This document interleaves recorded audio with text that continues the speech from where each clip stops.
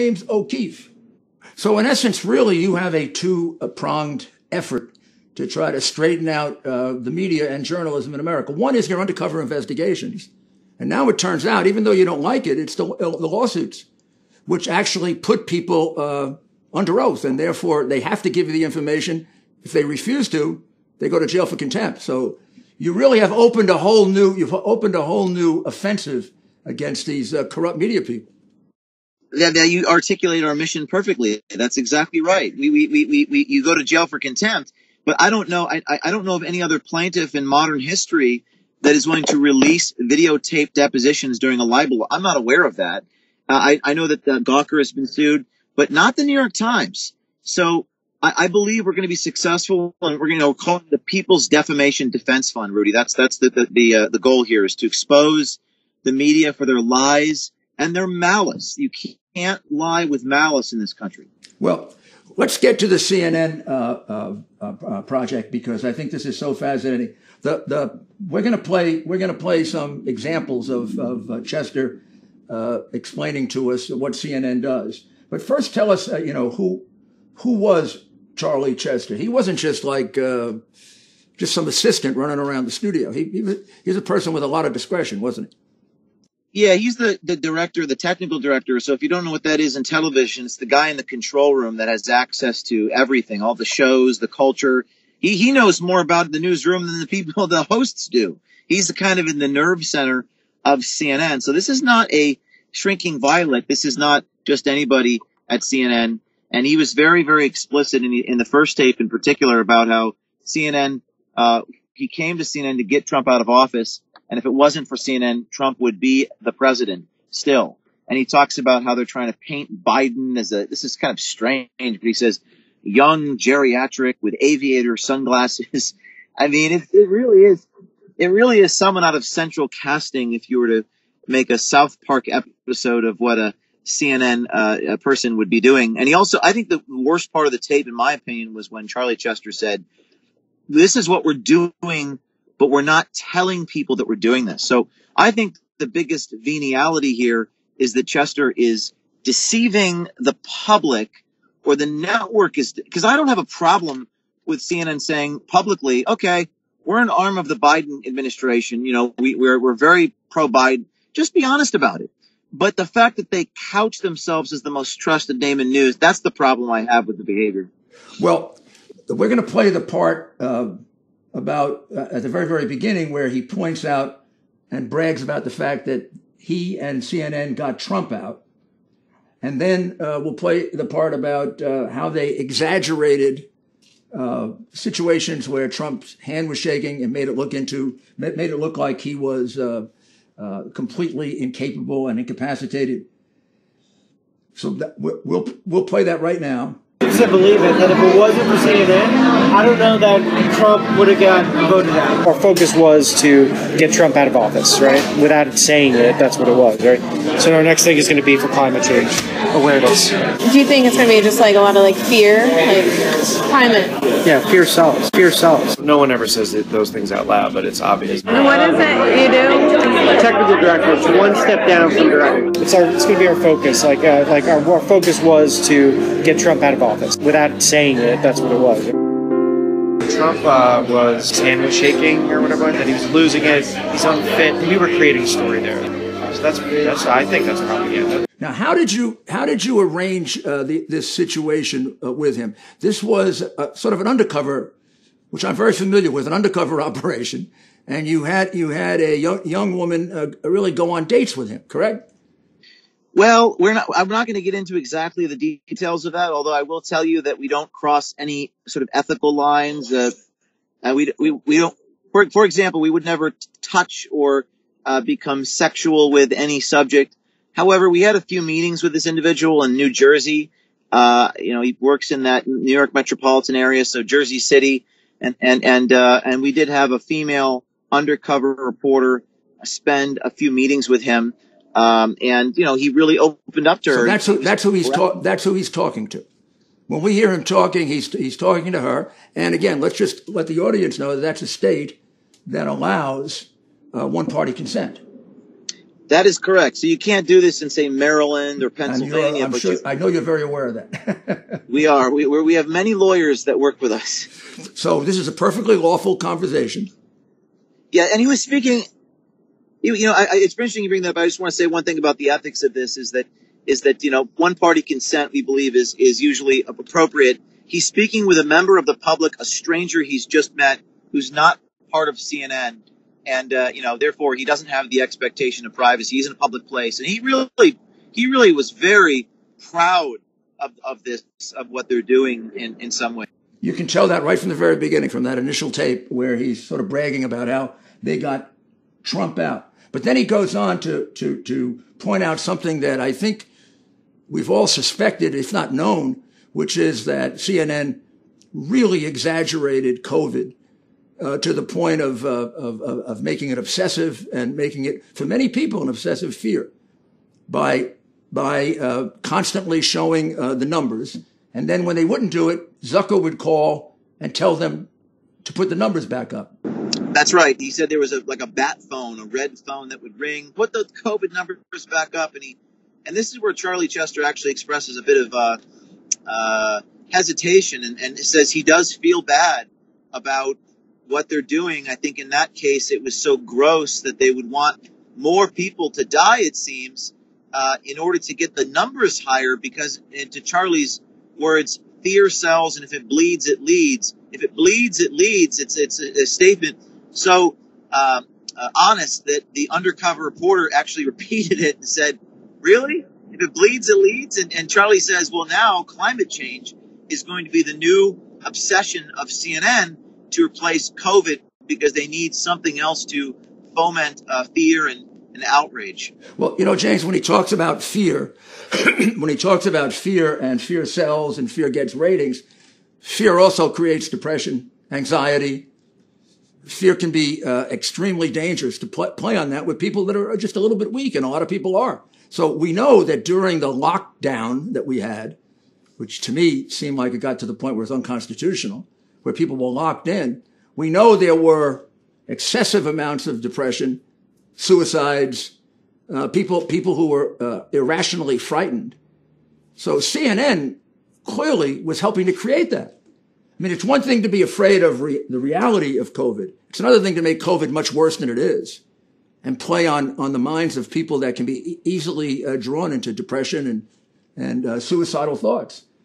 I mean, doesn't he realize that this did tremendous damage to real human beings?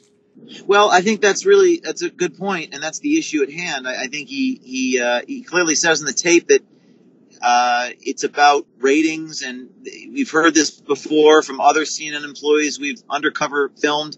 It's about ratings, and they've sacrificed what's moral and true and just. And this has got no bearing to news that I'm aware. Journalism is about getting to the bottom of things and determining the truth. And there's this sort of such artifice to this network, because anytime you actually talk to them about what they really believe, it's so different than how they project themselves to the public. But I think that, again, the biggest problem we have is that Twitter and Google and the big tech companies prefer the content from CNN over someone like me. And you know what else? In the complaint we filed in New York court, defamation, which was filed yesterday afternoon, by the way, we just filed this defamation lawsuit. Twitter left up a tweet by CNN's Drew Griffith where he confronted a woman on her front lawn, a private citizen in Florida, and did not blur the number on her house. But Twitter took down Project Veritas's account a month ago because we confronted a Facebook executive in the street outside of his house. So it's a complete double standard. And I hope the judges and the courts see it for what it is, because we're a nation of laws in this country, and there shouldn't be separate treatment and preferential treatment. There should be equal justice under the law, and you can't lie about me publicly and with malice. So I hope that I look forward to the depositions of Jack Dorsey, CEO of Twitter, and the decisions that were made about taking our account down. Gee, I'm looking forward to seeing the deposition of Jeff Zucker. I think we'll take a short break and we'll be right back. Your credit card company found Well, thank you for coming back, and we're going to continue with our very, very interesting interview with James O'Keefe. James, he also, Chester, during the, what were there three or four situations with him? I think in terms of tapes, you had 3 or 4. There were 3 different tapes that we released. The third one was released on Thursday, and Twitter banned our account just an hour or so after we released them, saying, quote, "We want to help Black Lives Matter and not report on crimes against Asian Americans." And he made a bunch of racial statements. And that was the one that I guess was the straw that broke the camel's back at Twitter. I'm surprised they didn't do it on the first 2. But I mean, the second one, he basically says that reporters on CNN basically tell people what to say, and they only put on people that will follow the script. Any reporter on CNN. Okay. What they're actually doing is they're telling the person what to say. It's always like leading them in a direction before they even open their mouth. And the only people that we will let on the air, for the most part, are people that have a proven track record of taking the bait. If you watch CNN, this is obviously true. He is just telling us what any intelligent observer of CNN would see, but it's very interesting to see him admit it. Yeah, he said he did say that. He said that they put words in people's mouths, and if the person doesn't parrot what they tell them to say, then they don't put them on the show. And I did find that to be one of the more extraordinary admissions. That means that there's a kind of symbiotic relationship between the guest at CNN and the powers that be, what they want you to know, and they don't bring on sources which are not prima facie credible in their own mind. That means they don't bring on sources that are not people that don't say that regurgitate the talking points that they want. And again, that has no relation to journalism that I'm aware of. The quote that Chester used was "take the bait," quote, "take the bait." So, I mean, this is just, I think, Rudy, it was so true and devastatingly, transparent that they had no other option but to cut my tongue out and not allow me to report what they didn't allow me to report what the guy was saying. I'm not saying what I'm saying. I'm not opining about CNN. I'm quoting CNN. So what Project Veritas is fighting for are principles so fundamental in this country, meaning I'm fighting for my right to quote people and relay what they've told me. So we can't afford to lose this lawsuit, Rudy. We can't afford to lose at all, because what we stand for and what we do is so fundamental to the First Amendment here. And that's why I don't think we will lose. I do hope you win the lawsuit, and you should. But, I've long ago not counted on courts to always do justice. You've already accomplished a great deal with what you've exposed here. I mean, these words are coming from him, not from you or me or someone else. He's the one that's saying, like in this second one, that Zucker would call and tell them to increase the fear. Like this special red phone ringer. Yeah. And they pick it up, and it's like the head of the network being like, there's nothing that you're doing right now that makes me want to stick. Put the numbers back up, because that's the most enticing thing that we have. So put it back up. So like things like that are constantly talked about. I mean, just think about that. Geez, there's not enough fear of the pandemic going on in America. We got people locked up. We got people in depression. We got people committing suicide. Yeah, let's ratchet it up more. Let's see if we can kill more people. I mean, this is really a network that has no regard for the American people. I was on there I was one of the few Republicans, conservatives to go on CNN, because I'm sort of a romantic. I always believe you can try to convince the other side. And it really would descend into vicious battles with them, in which I would point out that they were a corrupt, lying network. And then it would be, 30 minutes of screaming. And then I realized all I was doing was helping their ratings, because the only thing anybody would watch on CNN. I'd go on there and do battle with Chris Cuomo for 45 minutes. And they never would allow you to get 1 minute into your answer if it contradicted what they wanted you to answer. They would then interrupt. And it was frustrating, but very revealing. And it's very interesting to me and kind of justifies a lot of what I did to see that that's exactly what they were trying to do. They're trying to put words in your mouth. I would feel that as I was going through the interview. I mean, Veritas is what we do is we confirm suspicions at the time. This is not shocking to the conscience, but it certainly confirms what we've always known. And then the ultimate one, the third one that you released is the one in which he discusses Black Lives Matter. And that was the straw that broke the camel's back, apparently. The tape or the interview that you had with him regarding Black Lives Matter is very, very important to the safety of America. I mean, the fact is that the left, CNN, the left, the whole cabal, were trying to create the narrative that Asian Americans were being attacked by white supremacists.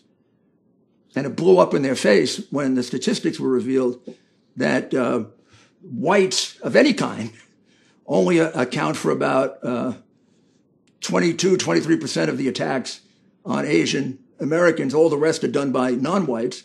And the single group that does the most are unfortunately, African Americans. And here, CNN, of course, is trying to deceive, to try to create a false impression. I was trying to do some research on the Asian hate, like the people who are getting attacked and whatnot. A bunch of black men have been attacking Asians. I'm like, what are you doing? Like, we, CNN, are trying to help BLM, he said. I was trying to do some research on, like, the Asian hate, like, the people are getting attacked or whatever. A bunch of black men that have been attacking Asians. So I'm like, what are you doing? Like, we're trying to, like, help, like, with the BLM, and, like, we're gonna, like... So they got caught with the truth. The truth, they went and found the truth, and then they had to cover it up. Yeah, I mean, I think that just sort of speaks for itself there, what he said, and helping Black Lives Matter is not news reporting. It's or not covering certain crimes against certain, Asian American people because they're Asian. And this is just, I mean, it's just gross. I don't know how else to say it. I can't believe. I was at a loss for words when Twitter took that down, and frankly just left the other people's accounts up, like Drew Griffin at CNN. His account still remains for doing the same thing that we did, and it's such a double standard, and it's very unjust. And I think a lot of people are waking up now. I hope more people continue to. I've had people who don't even agree with like you politically, for example. But look at these tapes, like moderate people or even slightly left of center people saying, this is just disgusting. I don't, so we got to wake people up, and I think we will. And Veritas tips at protonmail.com. Our tip line, again, is Veritas tips at protonmail.com is where you can go to work with us. Say that a little slower. It's Veritas tips, that's spelled Veritas tips at protonmail.com.